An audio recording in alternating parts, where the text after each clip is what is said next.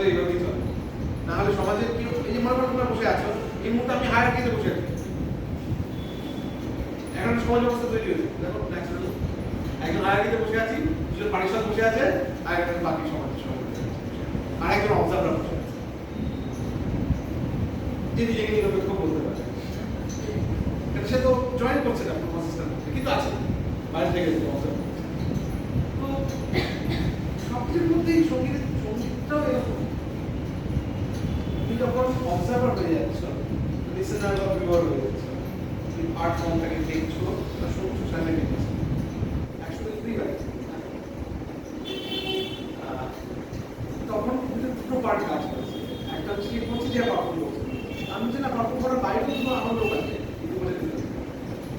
যাদের of stage করি আমরা, যাদের দেখতে পাওয়া যাচ্ছে না, এগুলো জিনিসটা অর্গানাইজ করছে।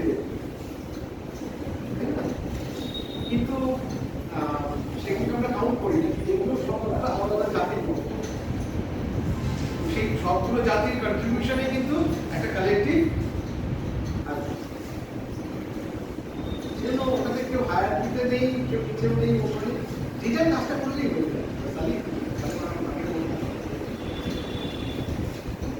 এবার আসি এইখানে শিক্ষার জন্য যেটা হয়, শিক্ষার জন্য দুটো বিষয়। একটা হচ্ছে বংশ পরম্পরা বাদ, যেটা বংশবাদ, ওইটাকে প্রতিষ্ঠা করার বিষয়।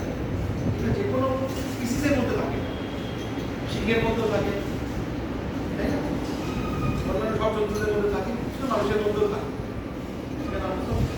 আমাদের একটা পশু মিশিয়ে দিই, ঠিক আছে? সে আমাদের লালন পালনটা মানুষের মতো করে করা হয় বলে আমরা মানুষ হয়ে উঠি, অনেকে হয়ে ওঠে না। কিন্তু ওই যে লালন পালনটা ফলে যেটা হচ্ছে যে আমরা যে ডিফারেন্ট হয়ে যাচ্ছি, সেটা হয়ে গেলেও আমাদের ভিতরে ওটা টিকে যাচ্ছে, যেহেতু সেইটা কোথাও আমার সবসময় চেষ্টা করবো যে আমি হায়ারকিতে থাকবো এবং সেইখান থেকে আমার ফোকাস যেন না হয়, আমার কমটা যেন সেটার জন্যে আরেকটা হচ্ছে অসুবিধা জানি না, কিন্তু তাও আমি যেহেতু আমার বন্ধুরা বলেছে সেজন্য আমার ওটা অথরিটি হয়ে গেল, আমি ওটা বলার অধিকারী হয়েছি। এই দুটো কারণে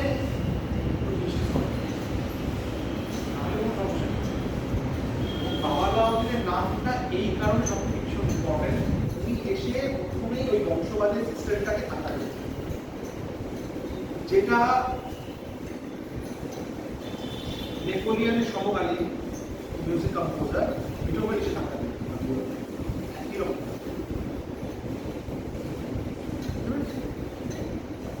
মানে যখন আমাদের এখানে রেনেসা হচ্ছে, বেঙ্গল রেনেসা, সেখানে কিন্তু মিউজিকে বেঙ্গল রেনেসার পার্ট হচ্ছে লাউড বেস, এটা জানানো হয় না, স্পষ্ট নয়।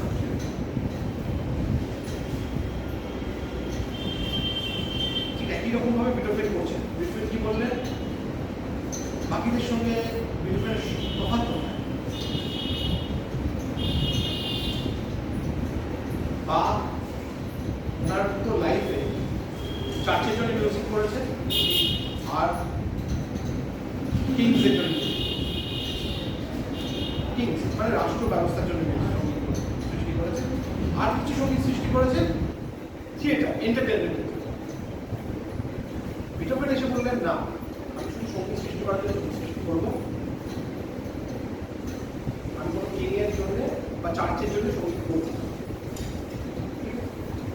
এখানে একটা ডিফারেন্স আছে ইউরোপিয়ান কালচারের সঙ্গে আমাদের কালচারে। আমাদের কালচারে যে শাস্ত্রীয় সঙ্গীত, সেটা কিন্তু একটা রিচুয়াল। মানে যেহেতু একটা সামবেদের ওই যে পদ্ধতির কথা বলছিলাম, ওই পদ্ধতি থেকে যেহেতু ওরা সৃষ্টি হয়েছে, পুরো প্রসেসটা এখনো রিচুয়ালসের মধ্যে রয়েছে। একটা থিয়েটার যে তোমরা পড়ো, সেটাও একটা রিচুয়ালস। তার নির্দিষ্ট জায়গায় একটা পার্টিকুলার একটা একটা পিস অফ থিয়েটার তার সব কিছু ঠিক করা আছে, কোথায় কে করবে, কোথায় সে দাঁড়াবে, কোথায় চলে যাবে, কোথায় কে প্রোগ্রাম কীভাবে করবে, কতটা ভলিউমে বলবে, সেটা ফিক্স করা আছে। সেরকম এখানেও ফিক্স করা আছে। একটা একটা রাগ বা রাগিনী বাঁচানোর জন্য যা যা নিয়ম রিচুয়ালস বলা হয়, যেভাবে পূজা অর্চনা করার জন্য একটা রিচুয়ালস আছে, কালী পুজো যেভাবে করা হয় দুর্গা পুজো সেভাবে করানো হয় না, শিব পুজো সেভাবে করানো হয় না। কেন করানো হয়? এমনকি একই শিব মন্দির বিভিন্ন আলাদা জায়গায় যদি যাবে, শিবের যে বিভিন্ন মানে মেইন হাবগুলো বলা হয় যে 12টা জ্যোতির্লিঙ্গ রয়েছে, সব থেকে আলাদাভাবে পুজো করা হয়। কেন? কেন ওই রাগ রাগের মতো সেইগুলো স্ট্রাকচার তার জাতিভেদগুলো আলাদা, সেই জন্যই ওটা পরিবর্তন। জাতিভেদ ছাড়াও জাতিভেদের মধ্যে ইন্টারনাল যে স্ট্রাকচার আছে সেটা 4টে ভাগে ভাগ করা। সেটা স্বর অনুযায়ী ভাগ করা। বাদী স্বর বলা হচ্ছে, সম্বাদী স্বর বলা হচ্ছে, অনুবাদী স্বর বলা হচ্ছে, বিবাদী স্বর।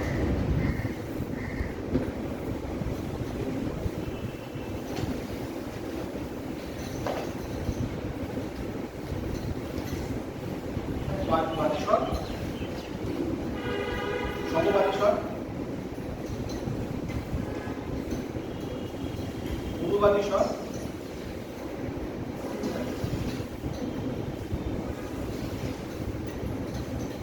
আর হচ্ছে বিবাদী স্বর। সব থেকে বেশি প্রচলিত হচ্ছে বাদী আর সম্বাদী। কারণ মানে আমাদের যে জাতির মূল যে 4টে স্তম্ভ বলা হয়, একটা হচ্ছে ব্রাহ্মণ, ক্ষত্রিয়, বৈশ্য, শূদ্র, এই যে 4টে স্তম্ভ, এখানে 4টে স্তম্ভের যে কালচার, সেই কালচারে যে লিরিক্স পাওয়া যায় তাতে প্রত্যেকটি স্থায়ী বন্দনা এই দুটো ভাগ একদম নির্দিষ্টভাবে